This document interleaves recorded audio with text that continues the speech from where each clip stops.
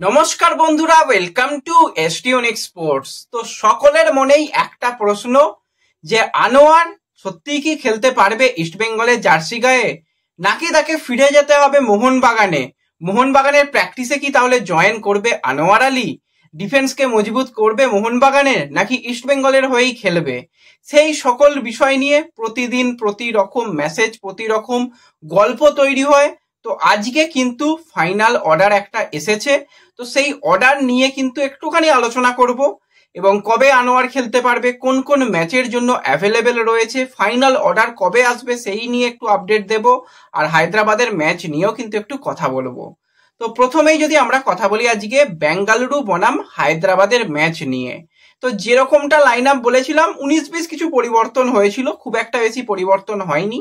আর আজকে হায়দ্রাবাদ নিজেদের লড়াই দেওয়ার চেষ্টা করেছে। আগের সিজনেও ম্যাচ জিততে না পারলেও মন জয় করেছিল বেশ কিছু প্লেয়ার। আজকেও সেরকম অ্যালেক্স সাজি ক্যাপ্টেন হিসাবে দায়িত্বে রয়েছে, তো অ্যালেক্স সাজির ক্যাপ্টেনশিপে কিন্তু হায়দ্রাবাদ ভালো খেলেছে। গোলকিপার আর্শদীপ সত্যি ভাই মনে হচ্ছে চলবে না, আরো যারা গোলকিপার রয়েছে তাদের সুযোগ দেওয়া দরকার এবং একটা ভালো গোলকিপার দরকার। আজকে আর্শদীপের পারফরমেন্স কিন্তু ভালো হয়নি। প্রথম দিকে একটা গোল খেয়ে যায়, তারপর কিন্তু হায়দ্রাবাদও অনেক ভালো ফুটবল খেলেছে, প্লেয়াররা চেষ্টা করেছে। যেটা রামলান চুঙ্গা, যে প্লেয়ারটা চুঙ্গা মাদ বলা হয়, তো সেই প্লেয়ার কিন্তু দারুণ গতি। আয়ুষ অধিকারী মাঝমাঠ কন্ট্রোল করেছে, ভালো পারফরমেন্স করেছে। একদম শেষের দিকে এসে সুরেশকে কিন্তু মানে ডিকুনা একটা ফাউল করে ফেলে, যদিও ওটা কোনোভাবে বক্সের ফাউল ছিল না, একদম ভালো করে জুম করে দেখা যাবে। কিন্তু বেঙ্গালুরু এই অ্যাডভান্টেজ গুলো পায়, বক্সে কেউ পড়ে গেলে সহজেই তাদের মানে পেনাল্টি দিয়ে দেওয়া হয়। পেনাল্টি থেকে ক্যাপ্টেন সুনীল ছেত্রী সে কিন্তু গোল করে কিন্তু একটা নতুন রেকর্ডও তৈরি করে। তার পরবর্তী সময় ওপেন প্লে থেকেও কিন্তু সুনীল ছেত্রী সুপার সাব হয়ে আরো একটা গোল করে। জোড়া গোল কিন্তু আজকে সুনীল ছেত্রীর কাছ থেকে দেখা গেছে এবং 3-0 গোলে কিন্তু আজকে হায়দ্রাবাদ জিতে গেল। তো এর সাথে সাথে যদি আমরা কথা বলি সিএফএল এর কলকাতা ডার্বি নিয়ে, সিএফএল এ এবারে কিন্তু আমরা দুটো কলকাতা ডার্বি দেখতে পাচ্ছি। একটা কলকাতা ডার্বি হয়ে গেছে মোহনবাগানের সঙ্গে, সেই ম্যাচটাও ইস্টবেঙ্গল জিতেছিল। কালকেও কিন্তু কলকাতা ডার্বি রয়েছে, হ্যাঁ কালকেও কলকাতা ডার্বি রয়েছে। ইস্টবেঙ্গল এবং মোহামেডান তারা মুখোমুখি হবে। ইস্টবেঙ্গল গ্রাউন্ডে খেলা নয়, দুপুর 3টে থেকে নৈহাটি স্টেডিয়ামে। তো তোমরা কিন্তু সেখানে চলে যেও এবং সেখানে গিয়ে কিন্তু অবশ্যই ম্যাচ এনজয় করো এবং টিমকে সাপোর্ট করো।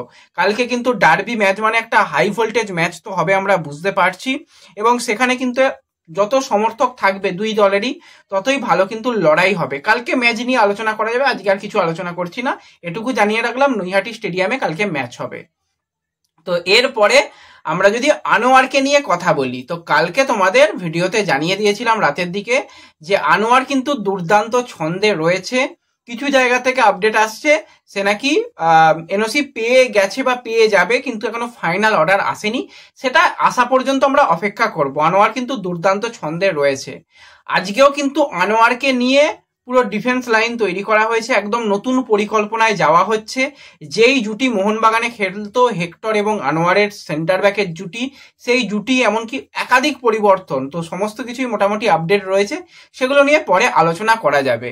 তো আনোয়ারকে নিয়ে আজকে কিন্তু পিএসসি তারা রায় জানিয়েছে যে আনোয়ার কিন্তু খেলতে পারবে, কিছুদিন আনোয়ার খেলতে পারবে। নেক্সট যেটা হিয়ারিং এর ডেট দেওয়া হয়েছে 30 তারিখ, তো তার আগে কিন্তু আনোয়ার কোনো রকম তার উপর ট্রান্সফার ব্যান নেই। কিছু জায়গা থেকে তো বলা হচ্ছিল যে ব্যান খাওয়া প্লেয়ার প্র্যাকটিস করছে ইত্যাদি ইত্যাদি। তো যাই হোক, বর্তমানে কিন্তু আনোয়ার আলীর উপর কোনো রকম ট্রান্সফার ব্যান নেই, কোনো রকম আর্থিক জরিমানা নেই, কিচ্ছু নেই। সে কিন্তু একদম মানে এনওসি পেয়ে গেছে। সে কিন্তু ইস্টবেঙ্গলের জার্সি গায়ে কেরালা ম্যাচেই অভিষেক করতে চলেছে। কেরালা ম্যাচ, তারপরে এফসি গোয়ার সঙ্গে যেটা 27 তারিখে ম্যাচ, এই দুটো ম্যাচ খেলতে তার কাছে কোনো বাধা নেই। 30 তারিখে যা রায় আসবে তারপর দেখা যাবে।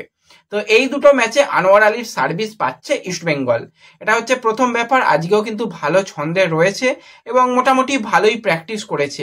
আর বেশি কিছু মানে এই ফাইনাল রায় নিয়ে এখনো কিছু বলতে চাইছি না। আজকে রঞ্জিত বাজাজ তো অনেক কিছু পোস্ট করেছে, আমি তা নিয়েও কিছু বলতে চাইছি না। যে যার মতন করে যে যা করছে করুক, আইনের মতন চলবে। এবং হ্যাঁ, একটা আর্থিক জরিমানা হচ্ছে, ইস্টবেঙ্গলের উপর কোন রকম ব্যান আসবে কিনা সেটা জানি না, কিন্তু একটা আর্থিক জরিমানা কিন্তু হতে চলেছে এবং সেটা 13 কোটি টাকা হয়তো নয়, 13 কোটির অনেকই কম। আর বর্তমানে কিন্তু ইস্টবেঙ্গলের উপরও যেরকম 2টো উইন্ডো ট্রান্সফার ব্যান ছিল সেসব কিচ্ছু নেই, ইস্টবেঙ্গলের উপরও কিন্তু কোনো রকম বর্তমানে ট্রান্সফার ব্যান নেই।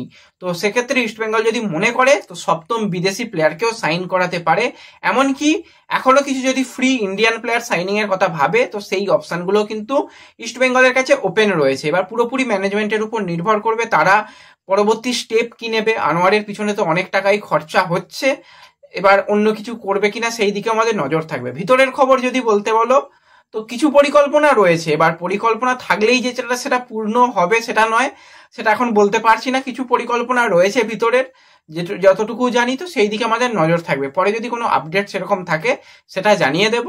তো আশা করছি যে কেরালা ম্যাচে কিন্তু ইস্টবেঙ্গল কামব্যাক করবে। আর ইস্টবেঙ্গল এবং কেরালা ম্যাচ নিয়ে কিন্তু আলাদা করে একটা ভিডিও দিয়ে দিয়েছি, জানি সেই ভিডিওগুলো তোমরা পছন্দ করো না, তবুও যদি মনে হয় দলকে যদি ভালোবাসো তো অবশ্যই সেই ভিডিওটাও দেখে নিও, তাহলেও মোটামুটি একটা ধারণা পেয়ে যাবে।